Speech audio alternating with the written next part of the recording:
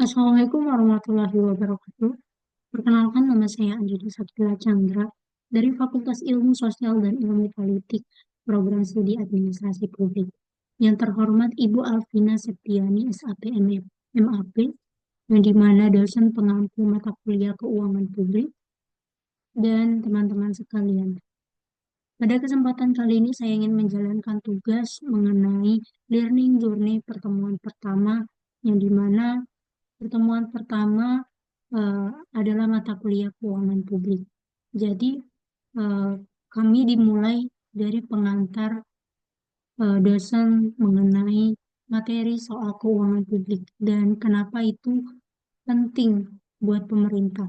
Jadi, kami membahas mulai dari definisi keuangan, kemudian keuangan publik, sampai hak dan kewajiban negara dalam mengatur duitnya sesuai dengan Undang-Undang Nomor 17 Tahun 2023. Nah, kelas kami itu diawali dengan penjelasan teori-teori dari dosen. Nah, jadi intinya keuangan publik itu bukan cuma dari angka-angka saja, tapi itu merupakan dari hak dan kewajiban juga. Nah, jadi kami di pertemuan pertama itu diajak mikir kalau keuangan publik itu benar-benar sangat luas. Jadi setelah itu kami dikasih kesempatan buat nanya dan diskusi tentang keuangan publik pengantar.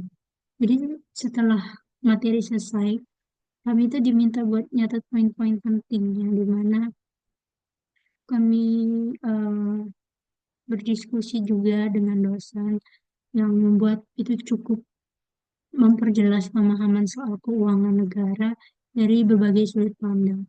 Contohnya seperti sisi objek, proses, objek, subjek, proses, dan tujuan berdasarkan undang-undang.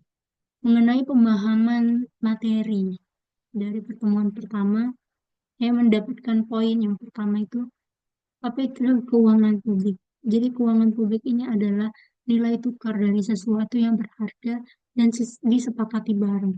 Jadi intinya ini termasuk dari hak dan kewajiban dalam penggunaannya. Kemudian konsep keuangan publik itu lebih berorientasi ke masyarakat dan intinya itu dikelola sama pemerintah buat kesejahteraan rakyat. Nah, selanjutnya itu kami membahas mengenai ruang lingkup keuangan negara yang menurut Undang-Undang Nomor 17 Tahun 2023 mengenai ada keuangan negara yang bisa dilihat dari empat aspek utama itu seperti objek yang dimana dosen Ibu Lili membahas mengenai objek ini merupakan semua hak dan kewajiban negara yang ada nilai uangnya.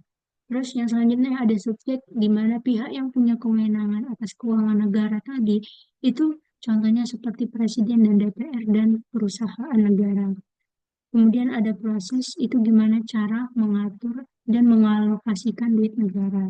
Dan itu ada tujuan, yang dimana semua kebijakan keuangan negara itu bukan cuma hanya has, bukan cuma hanya dasar hukum, tapi mendukung jalannya pemerintah. Jadi hak kewajiban dalam keuangan negara itu harus dijalankan dengan tanggung jawab dan transparan sesuai dengan aturan yang berlaku. Jadi yang aku pelajarin mengenai pertemuan pertama ini bahwa ada yang bikin aku sadar bahwasanya keuangan publik itu bukan sekedar pemasukan dan pengeluaran negara saja, tapi juga soal hak dan kewajiban yang dimana merupakan tanggung jawab dalam pengelolaannya.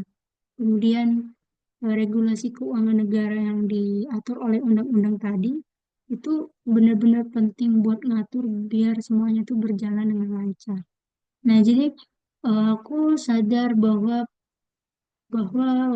memahami keuangan publik itu benar-benar penting biar kita bisa melihat kebijakan fiskal pemerintah itu lebih kritis lagi.